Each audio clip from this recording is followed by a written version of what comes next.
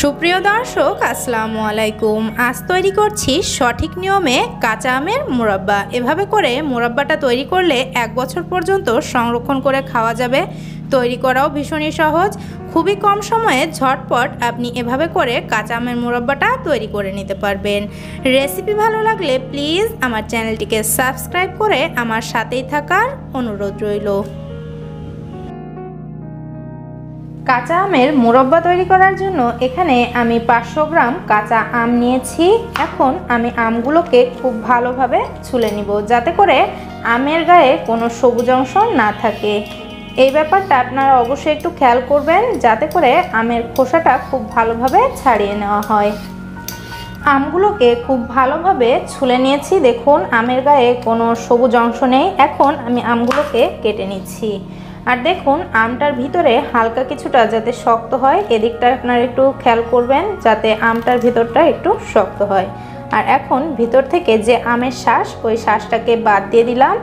এবারে আমটাকে আমি ছোট টুকরো করে কেটে নিব। আমটাকে খুব বেশি ছোট করেও কাটা যাবে না, আবার যে আপনি একেবারে বড় টুকরো করে কাটবেন সেটাও কিন্তু করা যাবে না। দেখুন, আমি প্রতিটি আমকে এভাবে টুকরো করে কেটে নিচ্ছি। সবগুলো আমকে আমি টুকরো করে কেটে নিয়েছি। দেখুন, এরকম করে কেটে নিয়েছি। এখন এই কেটে নেওয়া আমগুলোকে খুব ভালোভাবে ক্লিন করে নিতে হবে। 5 থেকে 6 বার পানি পাল্টে পাল্টে আপনাকে আমগুলোকে ক্লিন করে নিতে হবে। এতে করে আমের থেকে টক ভাবটা অনেকাংশেই কমে যাবে আর আমটাও খুব ভালোভাবে ক্লিন হয়ে যাবে। এবারে আমি আমটাকে পানি পাল্টে পাল্টে খুব ভালোভাবে ক্লিন করে নিচ্ছি।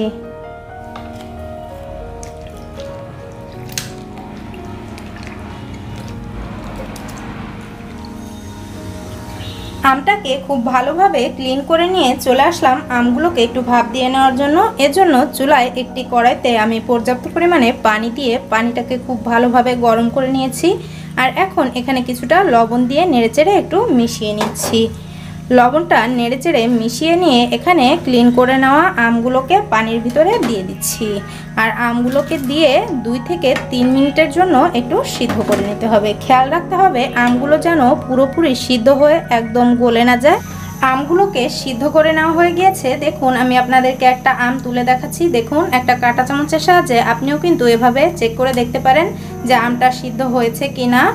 এখন আমি আমার আমগুলোকে এই পানি থেকে তুলে নিব। আর পানি থেকে তুলে নিয়ে আমগুলোকে একটা স্ট্রেনারে রেখে দিতে হবে, যাতে করে আমগুলো থেকে সম্পূর্ণ পানিটা ঝরে যায়।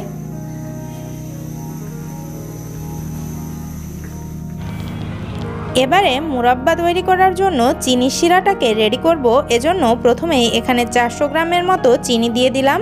500 গ্রাম আমের জন্য কিন্তু 400 গ্রাম চিনি যথেষ্ট।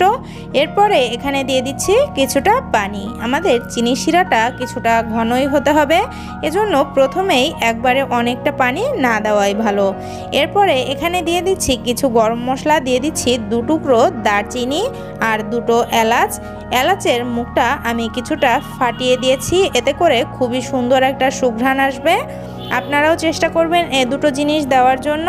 আর এখন চিনি শিরাটাকে কিছুটা সময় জাল করে কিছুটা ঘন করে নিতে হবে।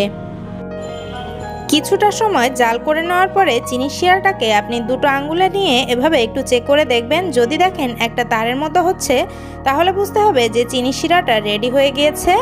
এখন এখানে আগে থেকে সিদ্ধ করে পানি ঝরতে দেওয়া সে আমগুলো দিয়ে দিতে হবে। আর আমগুলোকে দিয়ে হাই হিটে ঘড়ি ধরে 6 থেকে 7 মিনিট জাল করে নিতে হবে। আমগুলোকে দিয়ে খুবই আলতো হাতে একটু নেড়েচেড়ে মিশিয়ে দিতে হবে, যাতে করে সবগুলো আমি চিনি শিরার ভিতরে সমানভাবে মিশতে পারে আর চিনি শিরাটাও খুব ভালোভাবে আমের ভিতরে ঢুকে যেতে পারে। এদিকটা একটু খেয়াল করতে হবে। এখন আমি আমগুলোকে ঘড়ি ধরে 6 মিনিটের মতো হাই হিটে জাল করে নিচ্ছি। আমগুলোকে হাই হিটে আমি 6 মিনিট রান্না করে নিয়েছি। আর মাঝে মাঝে একটু আলতো হাতে নেড়ে চেড়ে দিয়েছি, যাতে করে নিচ থেকে না লেগে যায়। এখন আমি চুলার আঁচটাকে মিডিয়াম থেকে কিছুটা কমিয়ে দিয়ে আরও 5 মিনিট মতো আমগুলোকে জাল করে নেব। এ সময়ের ভিতরে আমাদের আমগুলো পুরোপুরি রেডি হয়ে যাবে আর শিরাটাও কিন্তু আরও কিছুটা ঘন হয়ে যাবে। আর অবশ্যই মাঝে মাঝে কিন্তু নিচ থেকে একটু নেড়ে দিতে ভুলবেন না, এতে করে আপনার আমগুলো আর নিচ থেকে পুড়ে যাওয়ার কোনোই সম্ভাবনা থাকবে না। আমগুলোকে আরও 5 মিনিট জাল করে নেওয়ার পরে আমার আমগুলো রেডি হয়ে গিয়েছে। আর দেখুন শিরাটা কতটা ঘন হয়ে গিয়েছে, এরকম লম্বা তারের মতো হয়ে পড়ছে। এভাবে করে আপনারা বুঝবেন যে আপনাদের শিরাটাও রেডি আর আমটাও হয়ে গিয়েছে। এখন আমি আমটাকে চুলা থেকে নামিয়ে নিয়ে চলে যাচ্ছি পরিবেশনে।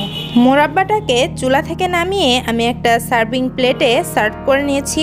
দেখুন আমার মুরাব্বাটা কতটা পারফেক্ট হয়েছে, আমগুলো কিন্তু একটুও ভেঙে যায়নি আর একদমই পারফেক্ট হয়েছে। আপনিও বাসায় এভাবে করে ট্রাই করে দেখবেন, আপনিও কিন্তু প্রথমবারেই একদম পারফেক্ট কাঁচা আমের মুরাব্বা তৈরি করতে পারবেন। আর এই মুরাব্বাটা আপনি 1 বছর পর্যন্ত সংরক্ষণ করে খেতে পারবেন। আশা করছি আমার আজকের রেসিপি আপনাদের কাছে ভালো লেগেছে, আপনাদের উপকারে আসবে। রেসিপি ভালো লাগলে প্লিজ একটি লাইক দিবেন আর আমাকে কমেন্ট করে জানাবেন যে কেমন হলো আমার আজকের মুরাব্বা। আর রেসিপি ভালো লাগলে প্লিজ আমার চ্যানেলটিকে সাবস্ক্রাইব করে আমার সাথেই থাকার অনুরোধ রইল। সবাই ভালো থাকবেন, আল্লাহ হাফেজ।